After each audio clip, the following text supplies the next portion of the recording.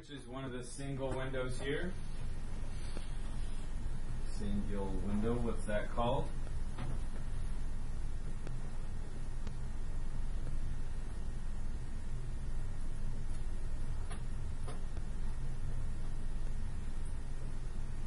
Ten is this section here, and it can be described by just this one sort of crossing-based section, what pattern that's called.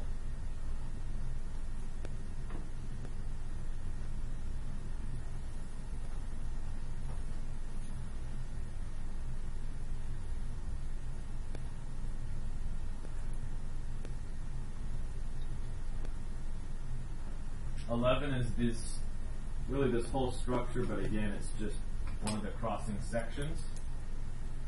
What it's called repeats itself. So what is this whole section down here called? It's space.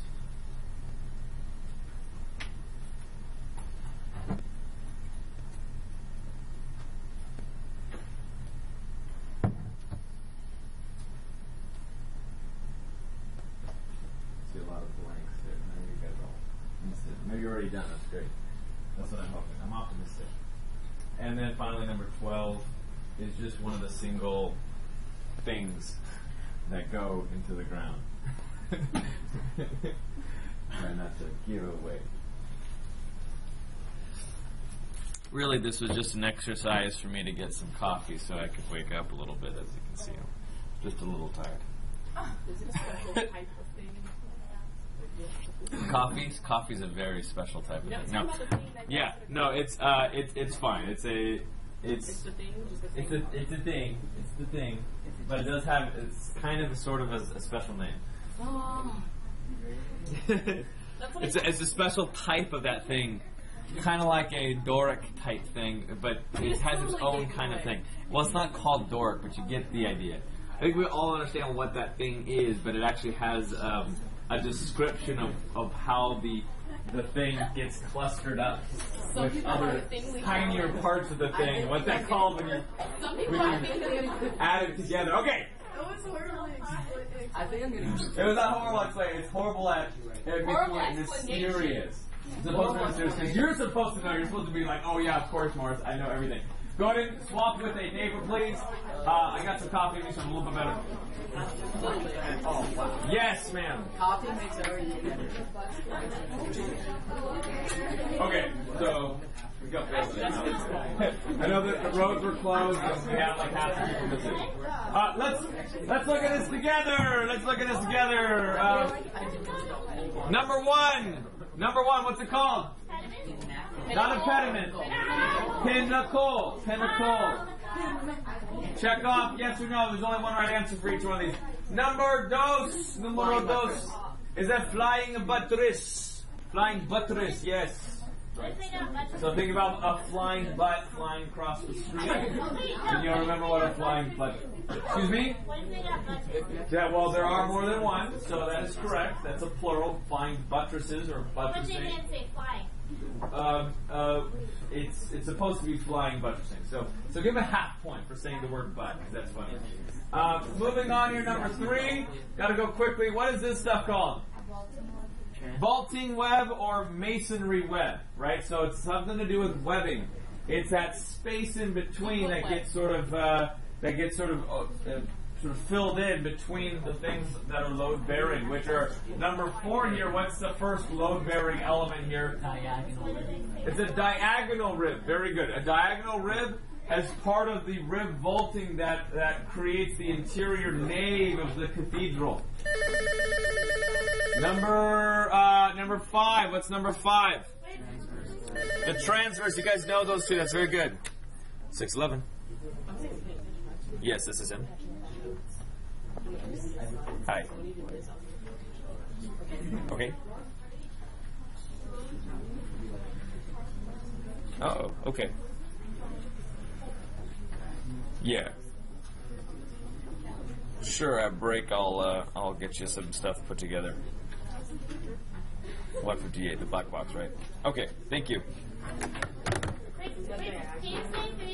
Yeah, excuse me. 3 is the diagonal rib. It goes across the vault to the other side of the nave, and it's on the opposite side. So it's like if you're thinking of a rectangle, it goes across the opposite side, like a diagonal. So you can actually look at this is the diagonal, and this here in the center is the transverse. It goes right between the center of the thing. 611.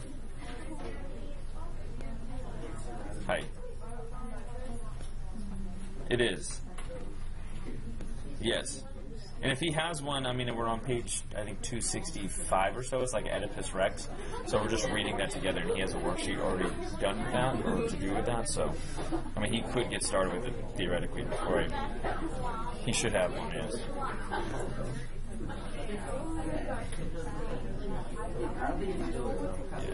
Yeah, exactly. It's just Oedipus Rex, so you should be able to find that in the book story. Yep. I love giving lesson plans over the phone to a student who's on campus suspension, and it's like, why would I waste my time?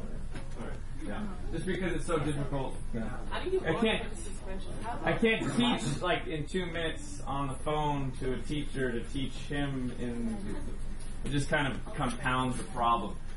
Speaking of compound, okay, so that's what these are called, remember? Compounding, they mean like more than one thing together, just like my problems in life. They're compounded together when students go on campus suspension. Okay, so 3 was the masonry web, 4 was the diagonal rib, transverse rib, great.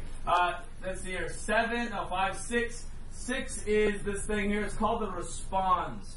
The response. I said it wasn't that important, but it is where all the ribs meet together at the base of one of the piers or the columns.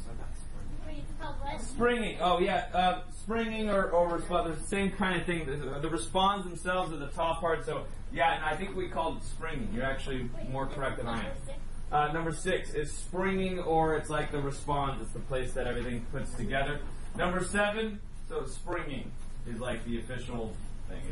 It's not that big of a deal. I don't care about it. Number 7 is this whole section here. It's one of the full sections of the windows. What is that called?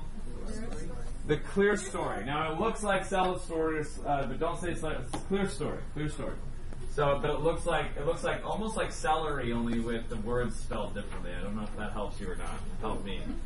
Clear story. It looks like clear story with celery. Never mind. Clerestory.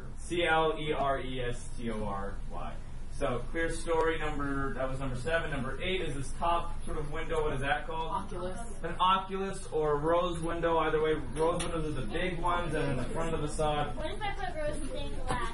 That's okay. If you said the word rose, that implies the radial design. It is an oculus. It's a rounded window.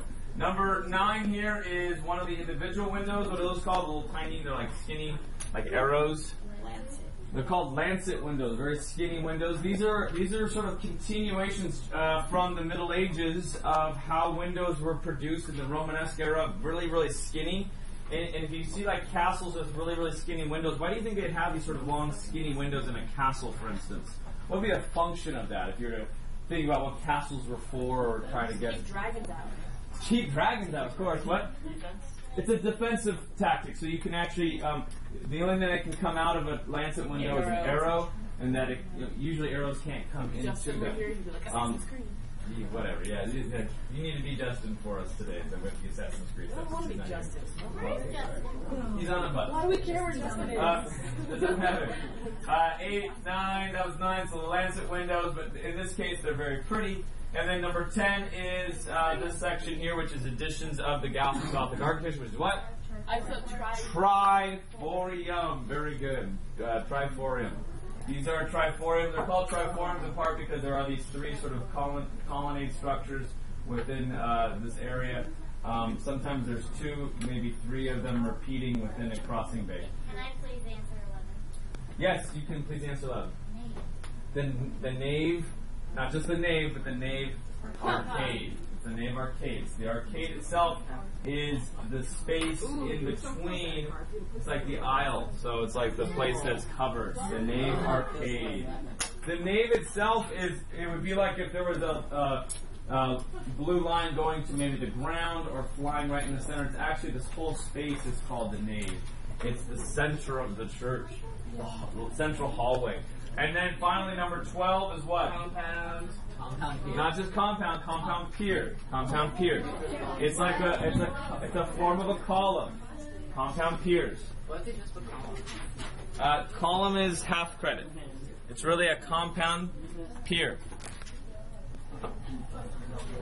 Okay, show of hands, honesty here. I don't know whose paper you got, so it's not to try and don't point at him and go snicker or anything. But raise your hand if you got more than half of those correct. Raise your hand if you got. See, that's low. Okay, so that's low.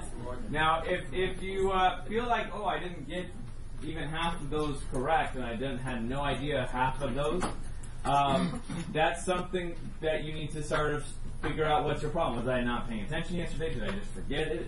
Did I write it down but wasn't really listening? These are issues that you have to overcome as freshmen, I think, for many of you. Have to overcome because you want to just write stuff down and get the grade and forget it, and then you go off. And I had too many students. I think one is too many. So by definition, too many. Too many students who aced my class last year who just got all the stuff done, but right when they turned it in, they're like, bloop, where are they going? And they just like forget everything about what had like reset every single packet that they did. They never looked at it again. They just kind of disappeared out of their brain. And they got ones on the AP test. A student who gets an A in my class and a 1 on the AP test, that's wrong. There's something horrible about that. So I think in part it just had to do with just resetting. You're trying to survive. You're trying to figure out, prioritize all the stuff. And you just forget it. So don't forget it. You need to go back to it. And so I'm going to do this one more time, not the whole time. I'm just going to give like sections of it, random sections of it for part of your quiz tomorrow. And I'm expecting much better results than half points, all right? So let's do that. And then by your final, you're going to have some elements of this going again. So I'm emphasizing how important this time period is. It's sort of as important as the ancient Greek is the Gothic, and then it'll probably skip when we get to like the neoclassical and to the modern. Those are kind of the main major movements as we move through. Of course, the Renaissance and Baroque and painting are a big deal, but these are architectural movements that I'm talking about. Yes? Are we taking an AP test and final? Or? You're taking an AP test that is your final. It's not a full AP test. It's only half the AP test, so I'm only taking questions from what we've studied so far, but it'll give you a good idea about how an AP test works. Tomorrow, what I want to do with you is talk about how the AP test is actually structured and then give some practice with writing. But we do have a little bit to get through today in order to be at that point, and then hopefully on Friday we'll have a good chunk of time to devote to your thematic unit since we skipped that last week. Let me scroll down to where we left off. We had passed Notre Dame, Lyon, Chartres Cathedral, Amiens Cathedral. We just barely touched on those other cathedrals. If there is a cathedral that you really sort of enjoy and you wanted to study more, again, that is...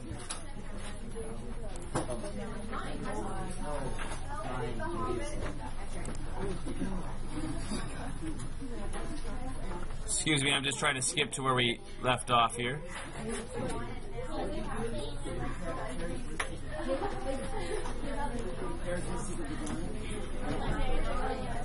So out of these four, get your packets ready to go for some notes. You can also be taking a snapshot or reading the chapter, however you want to multitask here, but keep your head focused.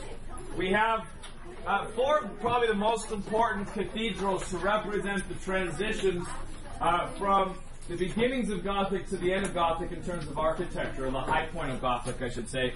You have in the first category, you got Lyon, which is one of the earlier ones, the Paris Cathedral, which we call Notre Dame, Chartres Cathedral, and Amiens, representing the different aspects of the vertical nature as well as the general proportions existing within Gothic. I mentioned yesterday that the development of rose windows in Notre Dame, for instance, adds an extra element.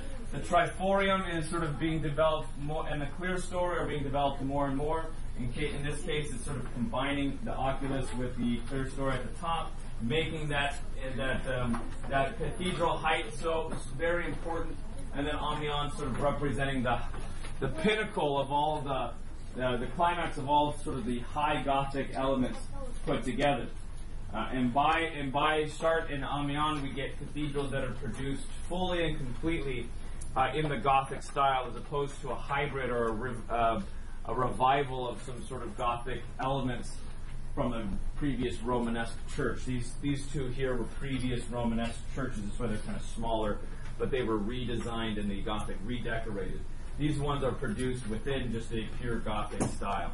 Now, again, I can't go into all the details about cathedrals, but what you can do when you go back to study this, and I'll have this as part of an assignment at the end of the year, in which you take works that are very important to you or interesting to you, and that you can get excited about, or at least know a little bit about in depth, to where you can use that architecture as a point in which you do a free response question on. So that's something that I want you to keep in mind. What architecture do I like from these different time periods?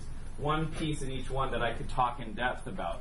In case I do get an architecture question, or just a general theme question, and then I can apply an architectural attribution to it and answer it in a way that is successful. So that's kind of a challenge for you guys, and I think you're up for the challenge. I think you can do it. Let's look at some of the sculpture now that goes in with Gothic sculpture. Not much has changed in terms of sculpture between Romanesque and Gothic, but there are some key features.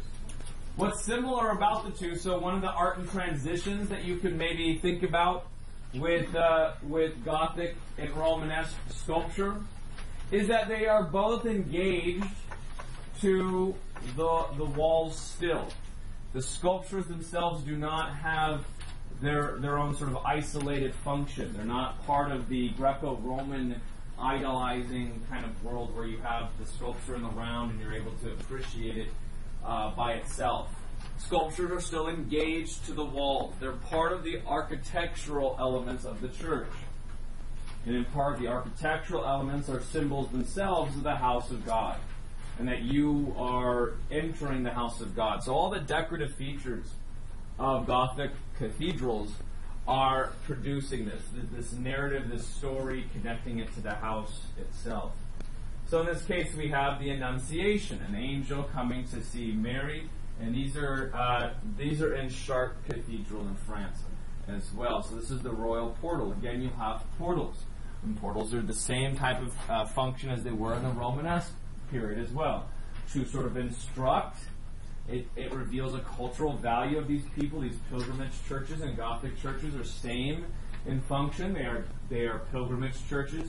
Inside are reliquaries of people's bones and of special blood vials and weird things that we find strange today, but held very important, almost a spiritual power back then, when you were to pray around them or to them in a way that gives them sort of meaning.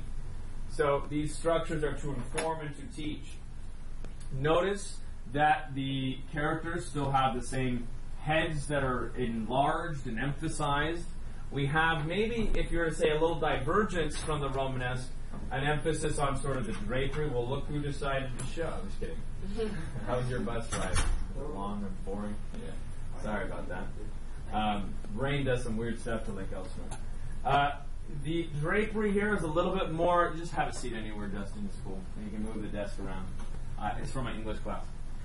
The drapery is a little bit more designed as sort of a throwback to the Roman development there of that sort of wet drapery, like the Greeks had with the drapery. So the drapery itself might be a little bit of an innovation that we're seeing, moving in the direction of more realism. But for the most part, our heads are the most important thing, and these are not full sculptures, they are reliefs. So this is a good example of that. And it comes from the right side, the portal on the right, our right I should say. So you can see it comes from that side there, just a small area of it.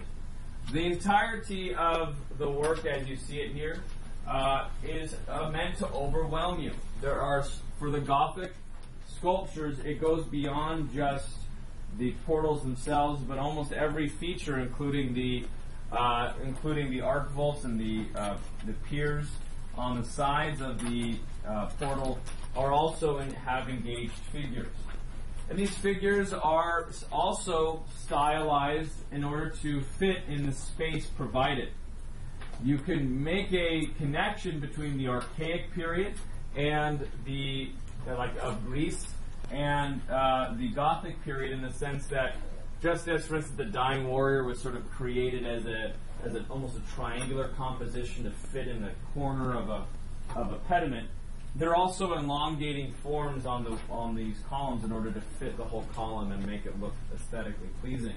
So all these characters will actually be elongated on the columns. So that's an interesting feature that's characteristically Gothic, to elongate the forms on the columns, so the characters are almost like what's called spindly. They're like spindling characters. They have long legs, long hips, long chests, very elongated, sort of weird, almost like they're starving kind of faces. Oh, like they're ghost faces. And so the characters are produced in that way in order to fit inside of the archivolt itself. And you see that also going on along each of the archivolts that go up into your pointed arch. Notice the mandorla, the center figure is Christ. You've got flora and fauna on the sides here, representing God as creator over all. Yes? They had a lot of this on the roof, the doors, and just all over the walls at first castle. Oh, yeah, and so actually that's a good pull, because if you've ever been to any type of architecture from, let's say, the 19th and 20th centuries, early 20th centuries, like luxury places, often you're going to see elements that go to a Gothic revival. So if someone wants to make something look like mission style or whatever other type of style that they're enjoying, often they're going to come back to the Gothic period. It's a European sort of trend that happens in America in the 1920s. Yes? And like some of this at the fireplace was outlined in gold, so it's like very valuable. He spent all his money on his house and then died. Right, yeah. Hearst enjoyed his large estate. There's lots of interesting things with that. We will be looking at 1920s architecture as well. There are some key features that are uniquely American, but he definitely had some elements that were Gothic revival for sure. All right, so this is from the 12th century. Be able to talk about arches and talk about some of the subtle differences between Romanesque and Gothic portals, the big one being these sort of spindly, niche-like sculptures that are on the sides, representing patrons and saints. Know at least one or two little examples that you can pull out yourself. Here's a good sort of up-close view of one of these arc vaults that you can use. Notice how long the characters are and how even their drapery is sort of this very strong vertical alignment of all the different textures. The books themselves are highlighting the emphasis on elongation. Characters are spindly. But we do have just a subtle thing here with these characters that are a little bit bigger. We have some differences in our characters. They are produced almost with real portraiture. So we are getting a little bit, at least with this particular sculptor, he's a little bit ahead of his time in the sense that he's trying to produce different characters, different hairstyles, this one's crown, this is the king and queen, or some other types of patrons here, and important, valuable saints on the sides. So our characters do have some form here, some sculptural differences here, and an increased sense of individual realism. So this is good. I mean, at least I should say this is a different development that we've seen. Not all the characters are repetitive as much. But that elongation is certainly hyper-realistic or stylized in the sense that it's connecting them to the architecture. Other door jambs that you see here throughout the area are as follows. These are the ones that we kind of just showed. These are more of the same as what we showed you from another area, from a different sculptor. Even more realistic. The characters with their hands have a little bit a stronger sense of form for these characters in sharp.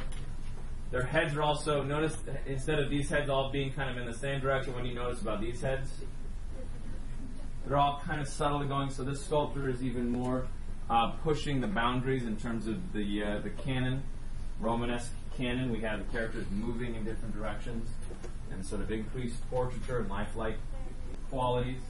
Also, in this particular sense, they're not as elongated. They're not part of arc vaults. They're part of their own columns. And then this character is very fascinating. He's a knight. He's a crusader knight, but he represents an important development in the Gothic as moving back towards full anatomy. These characters don't really have anatomy, but if they did, it would probably be proportional. It's a lot of drapery covering out most of the body, which has got its own doctrinal things. You're trying to cover the body. You're trying to have propriety. This character, though, you see a sense of that body underneath the drapery. And what do we notice about what's happening to the knight's body, the crusader's body of that one? He's holding a weapon. Well, he's holding a weapon, but that's totally normal. We've seen people holding weapons, and we see people are young before, so it's not so much the idealizing youth or anything like that. It's something to do with the body underneath the drapery that I'm trying to emphasize here. Justin. Like a sway in his body? There's a sway, and now why do you call it sway? Because like one side is more up than the other. Okay, so you're actually using a term that's sort of an informal, but it's the exact term they use. Literally a sway to our character. It's not. Is this a contrapposto? No. Now, why is it not a contrapposto? Why is it better to call it a sway, like Justin mentioned? Justin. Because in contrapposto, the hips would be even. Now, in contrapposto, the hips would be. What do you mean by even? Like if one foot is out, like it wouldn't be like changing. It'd be all in line. Okay, so the hips themselves. Are you referring to the hip kind of becoming disjointed like this, as opposed to still being in alignment but moving together? Okay, so the hip actually does go in a diagonal from the ground in contrapposto. When you move, your hip literally changes. You know, it rotates slightly. So as you're moving, you're actually. So when you're practicing, if you like drawing or whatever, practice drawing people in contrapposto. See what happens. Do the asymmetry that's required in order to make people feel natural as they move. Okay, we don't just sit like diorite. We're not made out of diorite stone like Kafre. We have natural movement. This character is not naturally moving. He's got like kind of that sway, more of like this sort of Gumby-like sway. It's still an important thing here because we haven't seen contrapposto in quite some time, or haven't seen it attempted. None of these characters are showing any type of contrapposto. Okay, this character has got this what's called a Gothic sway. So know that term, Gothic sway. We're going to start seeing contrapposto eke back in. And eventually the sculptures are going to be disengaged from the walls, and we'll start seeing that at the Renaissance. And before we know it, we're going to have our first monumental sculpture again, and it'll be beautiful, and it'll be nude, and it'll be all the things that we've been waiting to see again. Nude people. No. What? No. Wait. Yeah. Okay. So I don't know what you say like word, but I noticed that he's more sway, and even the is that a guy in the middle? Is that a guy or a girl? It's a guy. Oh, I thought it was a girl. Which one? The in the middle picture, and then in the middle is the middle. They're all guys. They're all dudes except this guy right here. Oh, okay. Anyways, they're all more firm in the hips than him. They have more. You're right. I think by firm, I think you're meaning something like they have a bit more of the stronger form, and less of that sort of flexive or flexible form that you see with the Crusader. I call them sort of the Gumby Knight, but don't say that on the test. All of you. I know, but when I say things like Gumby Knight, all of you are going to be like, it's kind of like Gumby in nature. Like, no, you can't write that down. It's just to help remember, and then you got to filter that into like academic stuff. So I know that's always a challenge. I see sort of Gumby-like. You're like, oh, Gumby-like. Okay, Gumby. No, Gumby is not the correct word, but just think about like flexive or flexible or Gothic sway. Okay, he's moving in a way that's moving towards the body underneath, but isn't quite there yet, and is certainly not anatomically correct. So you can kind of see the difference of what I mean. In my notes. Just appreciate again. It's been a while since we've seen some Greek stuff. Just look at how amazing the Greeks were at producing proportional, idealized, of course, but proportional characters, understanding the anatomy of the form, and just how far removed we are from that. It's not that it's wrong to do that, although we certainly would like some, or we think one's more talented than the other, whatever. these artisans had a very different purpose in producing sculpture on the cathedrals. Nevertheless, we have that subtle sway. It's similar to, but very different than the S-curve in the sense that this actually has weight to it. The form is actually moving to distribute the weight in a correct manner, how you would actually do in real walking. All right, so that's the Gothic sway in a nutshell. Rose windows are produced throughout the works here. Chartres has one of the largest ones. There's a very interesting history of them being blown out and having to be renovated in many parts of Chartres as a result of world wars. But the radial design, you can talk about radial symmetry with rose windows. They are meant to be sort of eyes.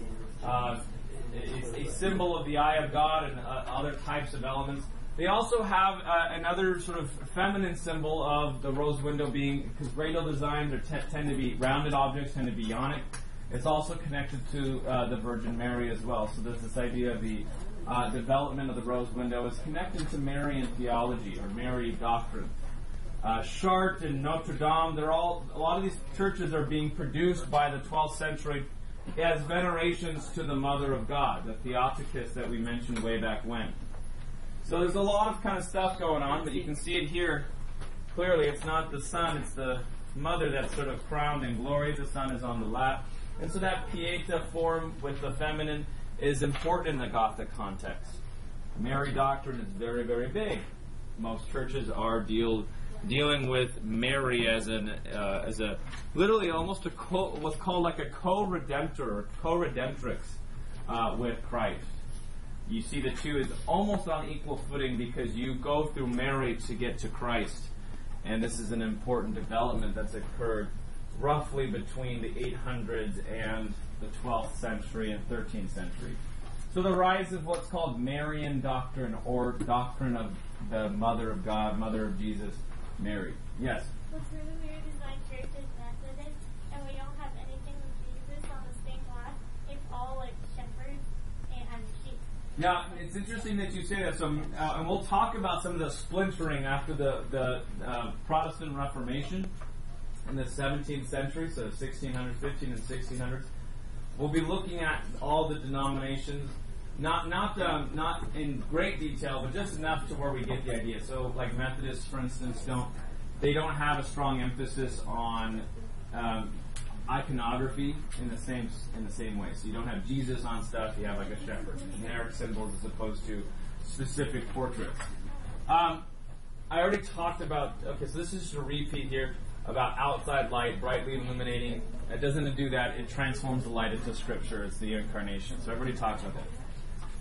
Let's go and look at some late Gothic. So we're going to look at some of the later stuff. Late Gothic period is roughly between the late 1200s, so 13th century, and early 14th century, so 1300s.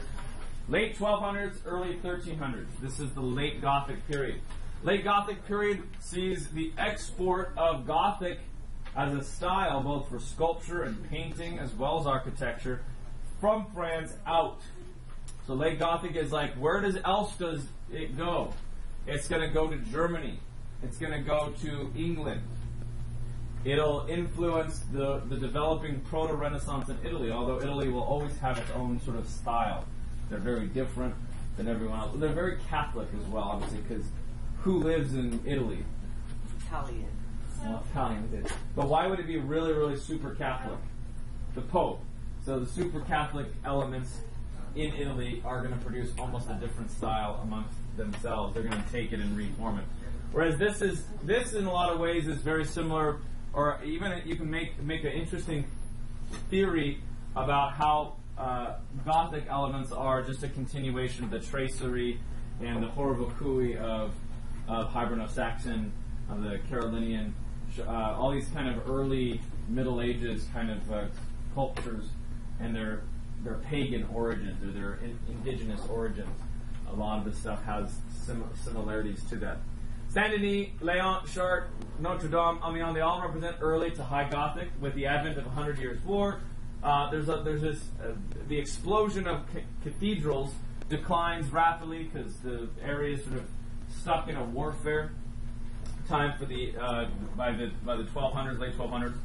Emphasis shifts from monumental verticality, that's the ambiance sort of representing that, trying to go way, way high in the sky, to what's called intense tracery. So things become a little bit smaller, but they're going to be that much more sort of impressive in terms of the intricacy. It's sort of, again, like the same, after the fall of the Roman Empire and all the warfare, people turn to small luxury items, or we look at small luxury items as a continuation of this, of our art history tradition. So we'll see the same things. The cathedrals will get smaller, it'll be more like chapels in certain areas. There'll be still cathedrals in others, but it'll be a lot of emphasis on, look at how intricate that was. And that's what we call the rayonnant or the flamboyant style. Flamboyant meaning it's kind of flaming. Literally the word flaming. It's got a lot of points to it, pointiness. Yes? So there are 2 popes? There's 2. Is there 2 popes? For a time there's 2 popes. But right. And I'm not sure exactly which century that is off the top of my head, but I do have a slide on it at a later time. So we'll be looking at that. Yes? Which one is this? Let me see. I said Notre Dame. This is. I don't believe this is Notre Dame. And in fact, I'm gonna be totally honest. I don't. I know can't it's tell seen from it it. before. We just saw it. We were talking about the tunnel. Is that Amiens? It looks like the outside of Amiens Cathedral. I think it's Amiens. Or maybe that is Chartres. Just, I have a picture of it here. Let me just double check because I don't want to be. Do I have a picture? No, that's Chartres. Okay, yeah, I don't know. I think it's Amiens Cathedral on the outside. Someone can look that up for me if they want. We got to move on to Sainte-Chapelle in the 13th century. It is pretty. It's very pretty, and pictures. Guys, I got to tell you, pictures will never do any of these justice. The closest that I could get is high definition, videography, and I have a really good documentary. Maybe we'll show a scene or 2 on Friday of just sort of the expansiveness of these cathedrals. Feel free to go on YouTube though and look at some high def video of this, huh? We should go on a field trip there. Well, if we could get to France using teleportation, I would love to do that. There's Gothic elements in churches throughout LA, but it would be a very difficult field trip to plan. So I need to kind of look into that and we'll see it. It's all about priorities. How much can I see in the amount of time and money I have? Yeah? What you say? We should use an animate. Yes, exactly. Because Assassin's Creed. Okay. What part of France is This is actually in Paris. This is a commissioned chapel for the king himself, which sort of kicks off the late Gothic period with the rayonnette style, which is in part an infusion of the luxury of the monarch, which, if you remember, Saint Denis was already sort of the luxury of the monarch. It was because Abbé had good relations with the king that he was able to say, hey, here's some jewels for you, and here's some other cool stuff for you. Don't worry about it. And it's the same kind of thing, except this church happens because of its strong quadripartite rib vaulting and its small structure, that it doesn't even need flying buttressing. The structure is held up purely because of the architectural, expertise, and most of the style and most of the walls then are non-existent. This is, I think, 90% or 95% stained glass. It's literally just a skeleton with huge 60-foot walls that are made of glass. A total of 6,450 square feet of stained glass. More glass than walls by about 3/4. So quite a bit. And when you go here, it's very expansive, but it's also got a strange sense of intimacy because it's dark, and you see the walls illuminated. This doesn't do the lighting justice. It's a little bit darker in there, a little bit more mysterious. And you're only in there with a certain select number of people at any time, so it still feels pretty intimate. I have a video of it. What time do we get out today? 23. 1:23. Okay, so I'll start tomorrow with a look at this video, and then we will. I'll take a break and do some AP review though, because I know you guys are probably starting to think, as you want to make the decision towards taking the AP test, and also probably you want to know, hey, what's my AP test going to look like for finals? We'll do that tomorrow, all right? So, say what? Terrifying? T-E-R-R-I-F-Y-I-N-G. See you guys. Wait, Jared.